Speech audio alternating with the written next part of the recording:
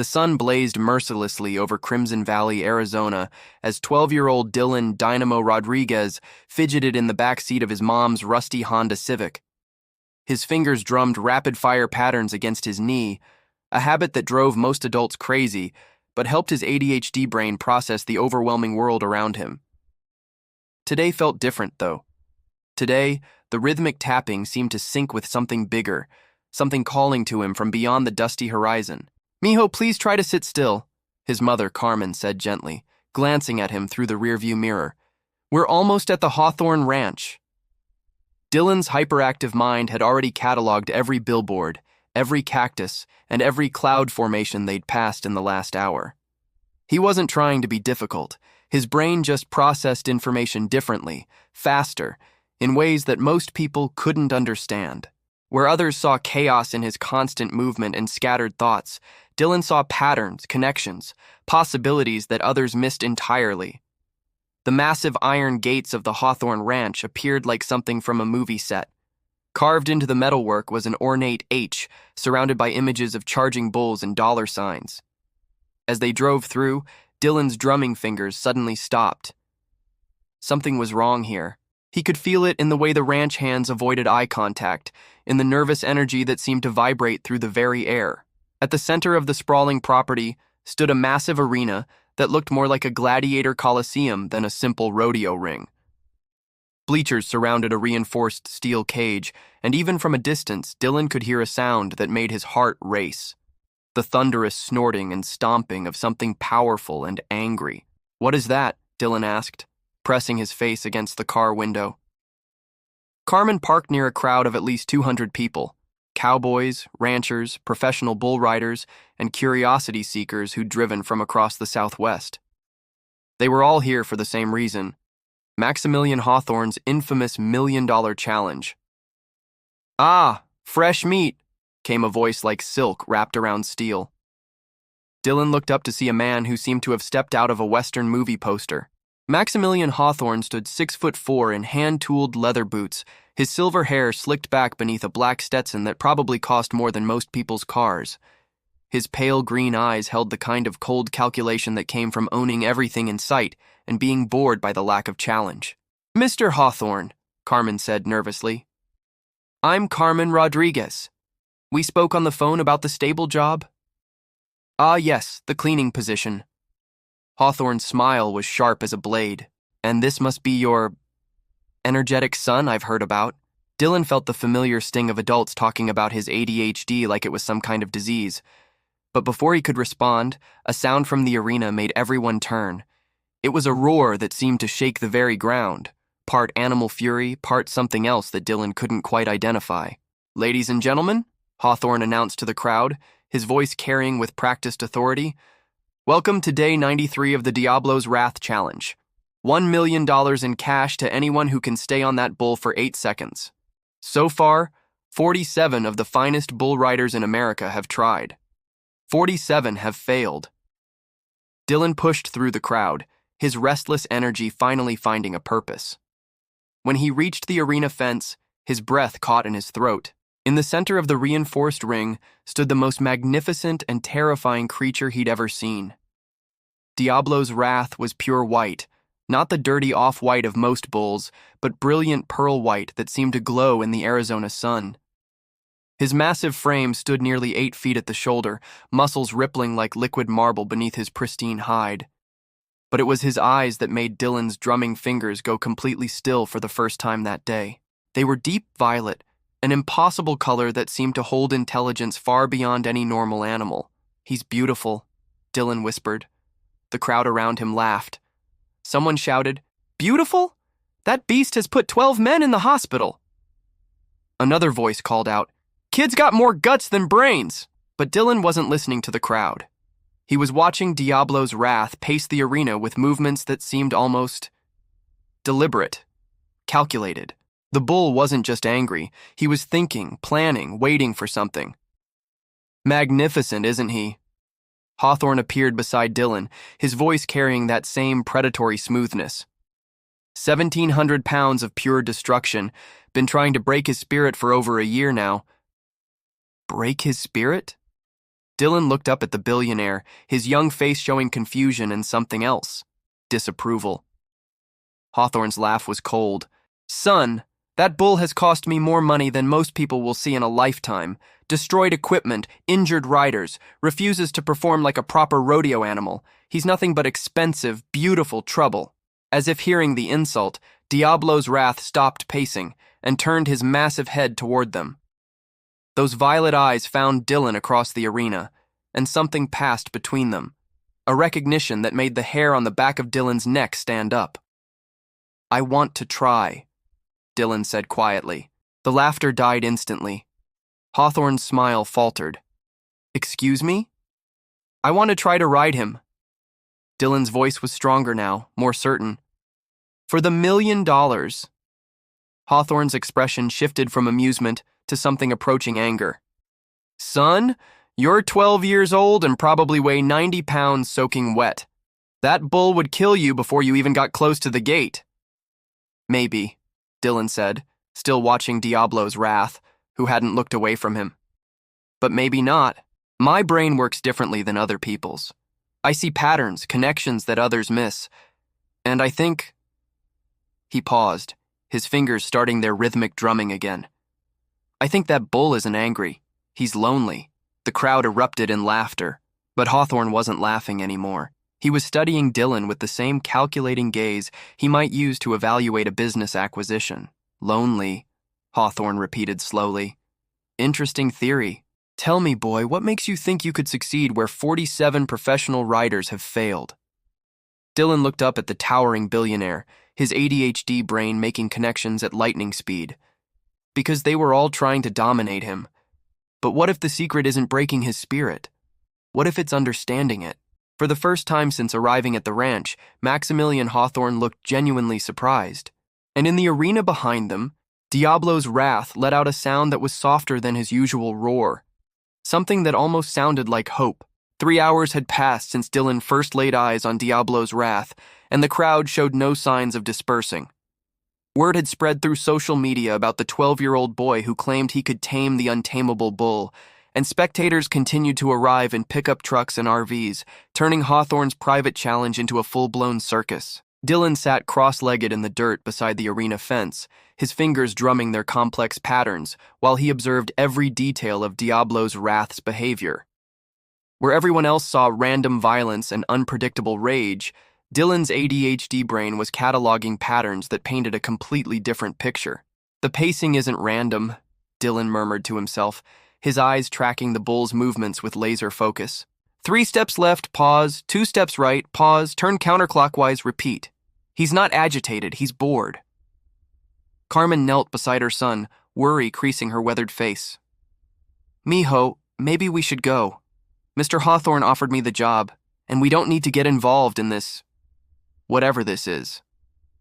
But Dylan was in what his teachers called hyper-focus mode, that rare state where his scattered attention crystallized into something approaching superpowers of observation.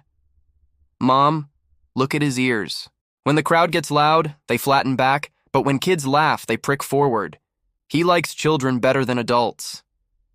Maximilian Hawthorne approached with the measured stride of a man who'd made billions by reading people's weaknesses. Still convinced you can work miracles, young Rodriguez? Dylan looked up at the towering billionaire, his dark eyes bright with excitement rather than fear. Mr. Hawthorne, can I ask you something? Why do you want to break him? The question caught Hawthorne off guard. Excuse me? Diablo's wrath. Why do you want to break his spirit instead of, I don't know, partnering with it? Hawthorne's laugh was sharp as breaking glass. Partner? Son, that bull is a possession, not a person. I paid $2 million for him at a private auction in Mexico. He's supposed to be the centerpiece of my new entertainment empire. Rodeos, movies, endorsements. Instead, he's been nothing but an expensive liability. Dylan's fingers drummed faster as his brain processed this information. $2 million for a bull that won't perform. That's like buying a Ferrari and being mad that it won't drive itself. He stood up suddenly, that restless energy that teachers always tried to suppress finally finding its perfect outlet. What if he's not refusing to perform? What if he's just performing for the wrong audience? Before Hawthorne could respond, Dylan was moving toward the arena gate with the quick, almost jittery movements that had gotten him in trouble in countless classrooms. But here, in this moment, his hyperactivity felt like exactly what was needed. "Dylan!" Carmen called out, panic in her voice. "Son, stop right there," Hawthorne commanded. But there was something in his tone, curiosity mixed with concern, that suggested he was genuinely interested in what would happen next. Dylan reached the arena gate and placed his small hands on the cold steel. "Diablo," he called softly, using a voice he'd never heard himself use before. "Hey boy, I know you can hear me." The massive white bull stopped his pacing mid-stride, those impossible violet eyes fixed on Dylan with an intensity that made the entire crowd fall silent. For 30 seconds, that felt like an eternity. Boy and bull stared at each other across 40 feet of dirt and steel. Then Diablo's wrath did something that made grown cowboys gasp in amazement. He walked directly to the gate where Dylan stood and lowered his massive head until his nose was inches from the boy's outstretched hand. "Impossible," someone whispered. Dylan's hand trembled slightly as he reached through the fence bars to touch the bull's velvet muzzle. The moment their skin made contact, something extraordinary happened. Dylan's constant fidgeting stopped completely. His racing thoughts slowed to a manageable pace. For the first time in his 12 years of life, he felt perfectly, completely calm. "Easy, boy," Dylan whispered, his voice steady despite the magnitude of what was happening. "I know what it's like when nobody understands you, when they think something's wrong with you because your brain works differently." Diablo's wrath leaned into the touch, a rumbling sound emerging from his massive chest that was nothing like his previous roars of rage. It was almost contented. Hawthorne stepped closer, his calculating mind trying to process what he was witnessing. "How are you doing that?" Dylan didn't take his eyes off Diablo's wrath. "I'm not doing anything special. I'm just listening. Really listening." His fingers resumed their drumming, but now it was against the bull's forehead, and remarkably, Diablo seemed to respond to the rhythm. "He's telling me he's tired of being treated like a monster. He wants to show people what he can really do, but every time he tries, they just see violence." The crowd pressed closer to the fence, smartphones recording every moment of this impossible interaction between a hyperactive 12-year-old and a supposedly untameable bull. "All right," Hawthorne said slowly, his businessman's instincts warring with his disbelief. "Let's say I believe what I'm seeing. What exactly are you proposing?" Dylan finally looked away from Diablo's wrath, his young face serious with purpose.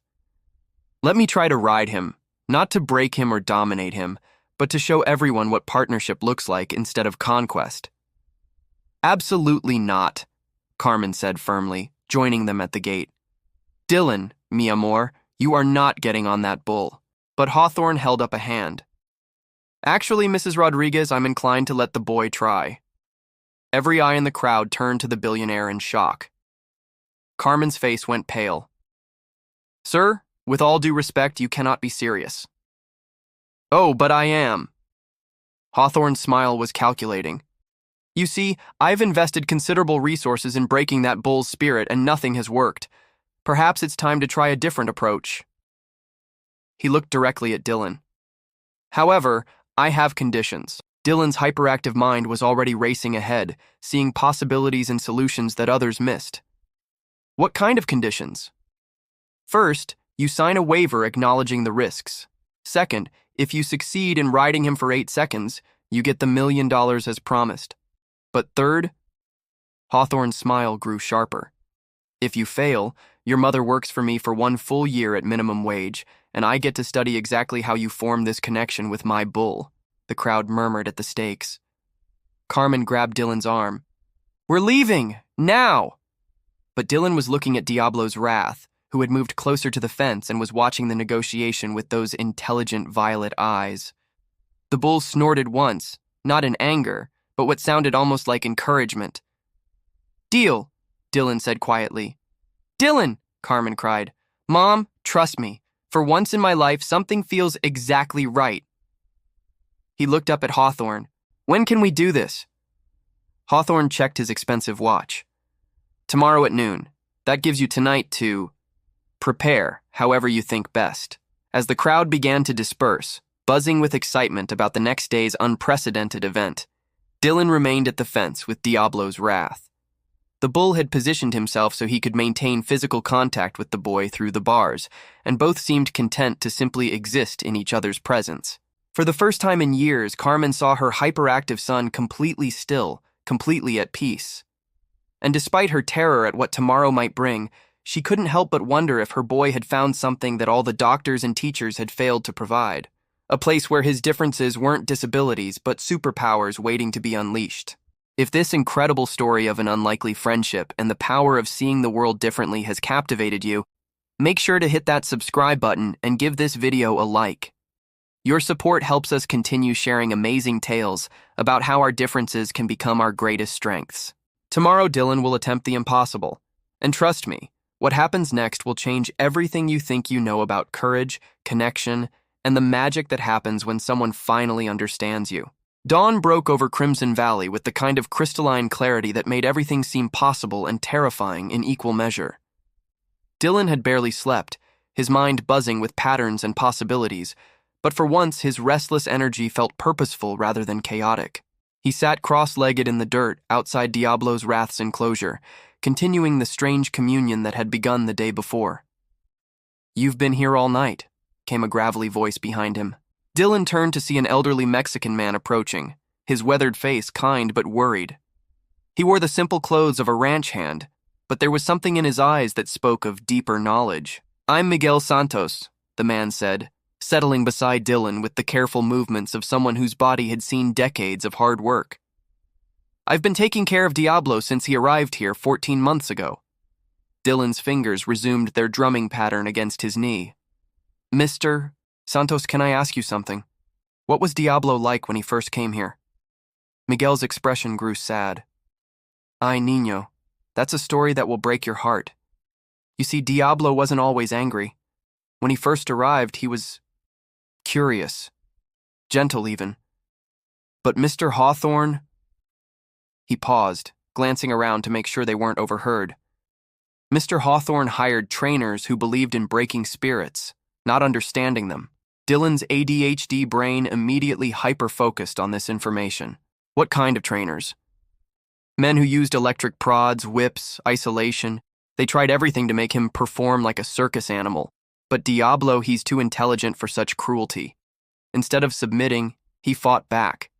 The more they hurt him, the more dangerous he became. As if hearing his name, Diablo's wrath approached the fence where they sat. But instead of the aggressive posturing he showed everyone else, the massive bull lowered his head gently toward Miguel, who reached through the bars to stroke his nose. "You're the only one he trusts," Dylan observed. Miguel nodded. "Because I never tried to break him. I just listened. Like you did yesterday." He studied Dylan with curious eyes. "Tell me, Hijo, what do you see when you look at him?" Dylan was quiet for a moment, his fingers drumming as he processed the question. "I see someone who's been hurt for being different, someone who's angry because everyone expects him to be something he's not." He looked directly at Miguel. "I see myself." Before Miguel could respond, the thunderous sound of helicopter rotors filled the air. They looked up to see a sleek black helicopter descending toward the ranch, followed by a convoy of news vans streaming through the front gates. "What's happening?" Dylan asked. Miguel's face grew grim. "Mr. Hawthorne called the media. This isn't just about $1 million bet anymore, Niño. This is about publicity, spectacle. He's turning your attempt into entertainment." As if summoned by their conversation, Maximilian Hawthorne strode toward them, his expensive suit immaculate despite the early hour. Behind him walked a woman in a lab coat carrying a tablet and various monitoring equipment. "Ah, our young star is already communing with his beast," Hawthorne said with that predatory smile. "Dylan, I'd like you to meet Dr. Rachel Chen, an animal behavioral specialist. She'll be monitoring today's experiment." Dr. Chen approached with the cautious respect of someone who'd worked with dangerous animals her entire career. "Hello, Dylan. I've been studying the footage from yesterday, and I have to say what you accomplished was unprecedented. In 20 years of animal psychology, I've never seen such an immediate bond form between a human and an aggressive bull. Dylan looked up at her, his hyperactive mind already processing a dozen questions. Dr. Chen, what made Diablo so angry in the first place? Dr. Chen glanced nervously at Hawthorne, who nodded for her to continue. Well, based on my observations and Mr. Santos's reports, I believe Diablo's wrath suffers from what we might call animal PTSD. The harsh training methods used here created deep psychological trauma that manifested as aggressive behavior. Dylan's fingers stopped drumming. Animal PTSD? Think of it like this, Dr. Chen explained. Imagine if every time you tried to communicate or express yourself naturally, someone punished you. Eventually, you'd either shut down completely or lash out in self-defense. Diablo chose to fight back. The pieces clicked into place in Dylan's mind with the satisfying precision of a puzzle solving itself. That's why he responds to me. My ADHD means I understand what it's like when people try to force you to be normal instead of accepting who you really are. Hawthorne's smile faltered slightly. Interesting theory, but ultimately irrelevant. Today isn't about therapy, it's about results. Either you can ride him or you can't. Mr. Hawthorne, Miguel interrupted, his voice carrying an edge Dylan hadn't heard before. There's something you should know about Diablo's breeding. What are you talking about? Miguel looked directly at the billionaire. I've been caring for bulls for 40 years. Diablo isn't just any bull. He's descended from the legendary fighting bulls of Spain. But more than that, his bloodline includes animals that were trained for partnership, not domination. Bulls that worked with matadors as partners in a dance, not enemies in a war. Dr. Chen's eyes widened as she consulted her tablet. That would explain the intelligence quotient tests. Diablo scores higher than some domestic horses in problem-solving and emotional recognition. You tested his intelligence? Dylan asked. Extensively, Dr. Chen replied. He can recognize individual humans from photographs, solve complex maze problems, and even respond to musical patterns. But all of that intelligence has been channeled into resistance because of how he's been treated. Dylan stood up suddenly, his restless energy finally finding its perfect focus. Mr. Hawthorne, I want to change the terms of our agreement. Excuse me? Instead of just trying to ride him for 8 seconds, I want to show everyone what he's really capable of. Give me 30 minutes in that arena with him. No saddle, no ropes, no force. Just partnership. Hawthorne's laugh was sharp. Son, that's not riding a bull, that's suicide. But Dr. Chen was studying Dylan with growing fascination. Actually, Mr. Hawthorne, from a scientific standpoint, this could provide invaluable data about animal-human bonding and alternative training methods. Miguel nodded approvingly. The boy understands something that all your expensive trainers missed. Respect is earned, not forced. As the sun climbed higher and the crowd of spectators began to gather, Dylan felt a strange calm settling over his usually chaotic mind. For the first time in his 12 years, he wasn't trying to fit into someone else's idea of normal. He was about to show the world that being different, having ADHD, thinking in patterns, seeing connections others missed, wasn't a disability at all. It was exactly what Diablo's wrath had been waiting for. All right, Hawthorne said finally, his businessman's instincts recognizing a potential publicity goldmine. 30 minutes. But if this goes wrong, the consequences are on your head. Dylan looked through the fence at Diablo's wrath, who had been listening to the entire conversation with those intelligent violet eyes. The bull nodded once, a gesture so subtle that only Dylan and Miguel noticed it. It won't go wrong, Dylan said quietly. For the first time in both our lives, everything is going to go exactly right. The crowd was growing larger by the minute, but Dylan's attention was focused entirely on the magnificent white bull who had somehow recognized a kindred spirit in a hyperactive 12-year-old boy.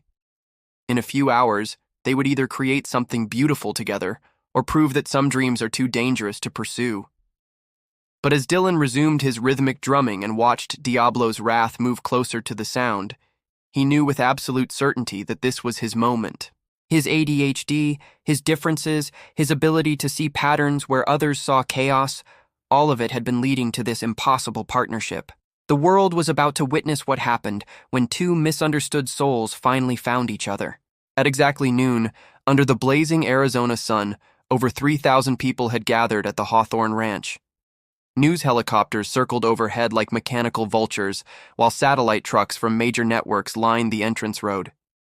Social media buzzed with hashtags like ADHD boy and $1 million bull, turning what had started as a local spectacle into a global phenomenon.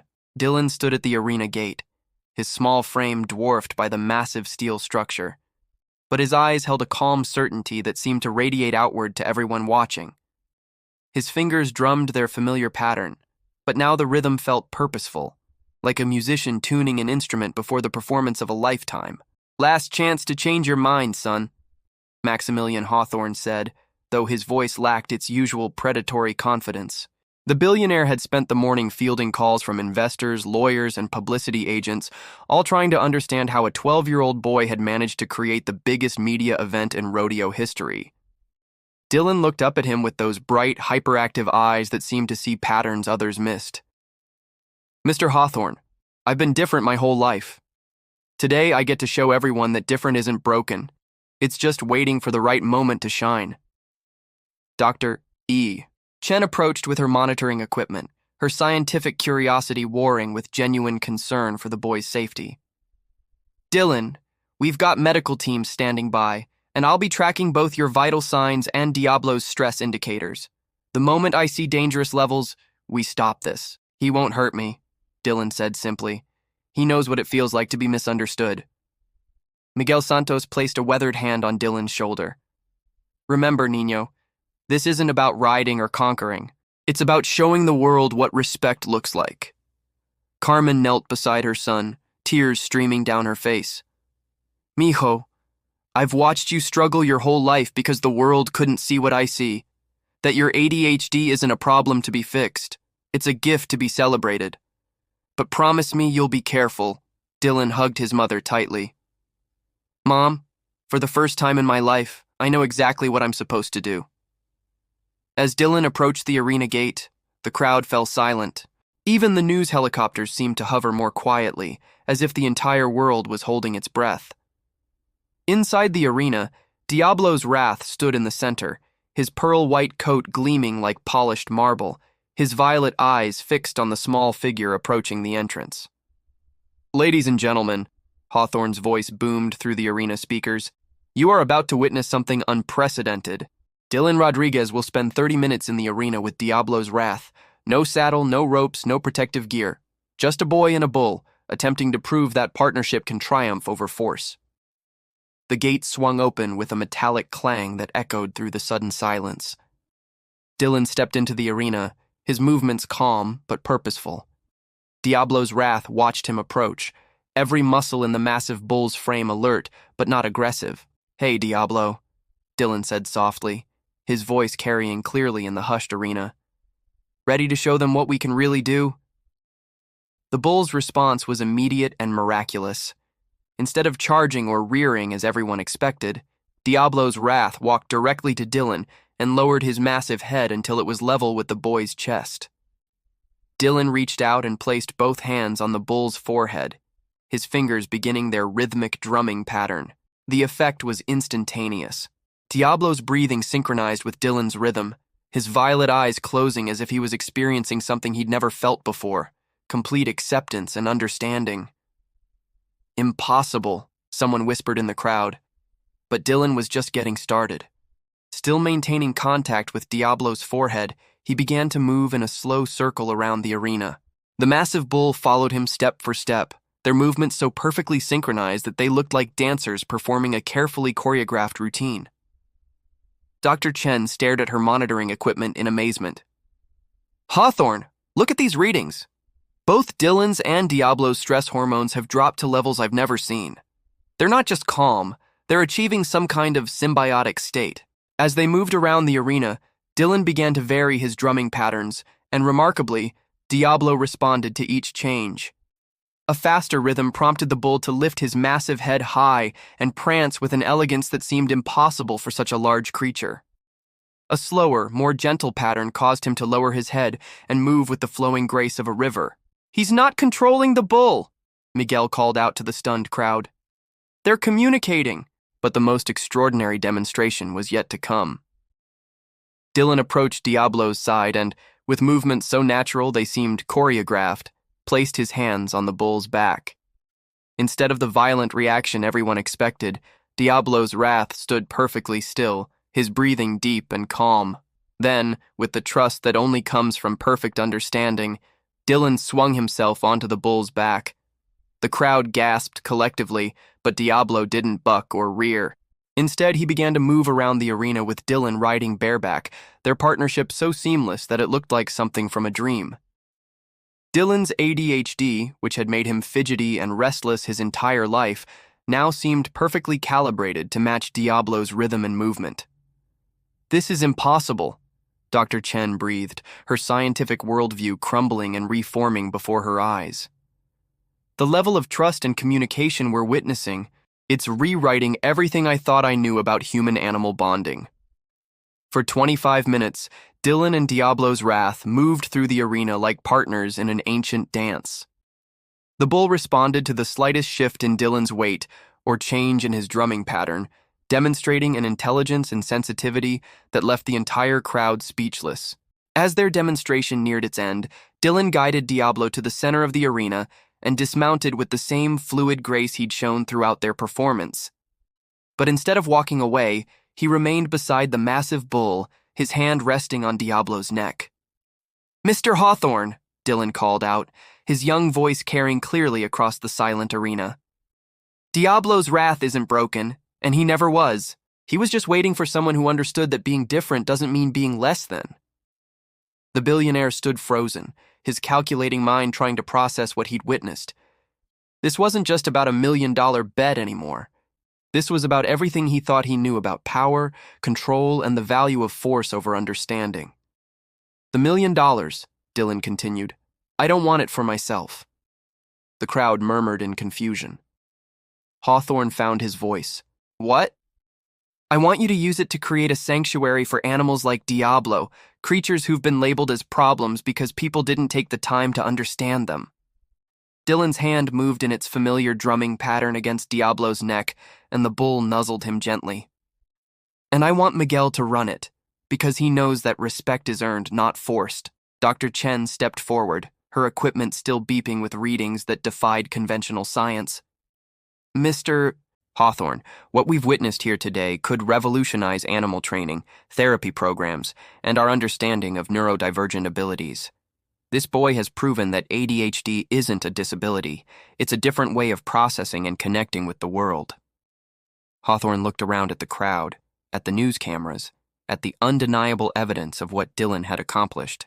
His empire had been built on breaking spirits and forcing compliance, but here was proof that there was a better way. "The sanctuary," he said slowly. "It's a deal." The crowd erupted in cheers, but Dylan barely heard them.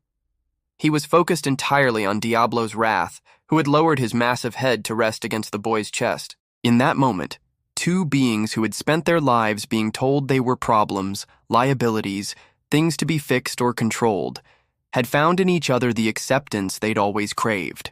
6 months later, the Diablo's Wrath Sanctuary had become a global destination for researchers studying alternative approaches to animal training and therapy. Dylan visited every week, continuing his partnership with the magnificent white bull who had taught him that being different wasn't just acceptable, it was extraordinary. Children with ADHD, autism, and other neurodivergent conditions came from around the world to work with rescued animals who, like them, had been misunderstood. Under Miguel's gentle guidance and Dylan's innovative approaches, they discovered that their differences weren't obstacles to overcome, but gifts to be celebrated. Dr. Chen published papers about the Rodriguez method that revolutionized animal therapy and human psychology. But for Dylan, the greatest reward wasn't fame or recognition. It was the knowledge that he'd helped create a place where being different was not just accepted, but valued. As the Arizona sun set over the sanctuary, Dylan sat in the pasture beside Diablo's wrath, his fingers drumming their familiar pattern, while the bull grazed peacefully nearby. Both had found what they'd been searching for their entire lives, a place where they could be themselves completely and without apology. You know what the best part is, Diablo? Dylan said softly, scratching behind the bull's ears. We proved that the things that make us different aren't mistakes. They're exactly what the world needed all along. Diablo's wrath raised his massive head and looked at Dylan with those intelligent violet eyes, and in that moment, both understood a fundamental truth. Sometimes the greatest victories come not from conquering our differences, but from celebrating them. And sometimes the most extraordinary partnerships are formed between souls who refuse to be anything other than exactly who they are. If this incredible journey of acceptance, understanding, and the triumph of neurodiversity has touched your heart, please hit that subscribe button and give this video a thumbs up. Share this story with anyone who needs to be reminded that their differences aren't disabilities. They're superpowers waiting for the right moment to shine. Remember, the world doesn't need us to be normal. It needs us to be authentically, unapologetically ourselves. Until next time, keep drumming to your own rhythm. A billionaire was offering $1,000 to tame his bull until a boy with ADHD showed up.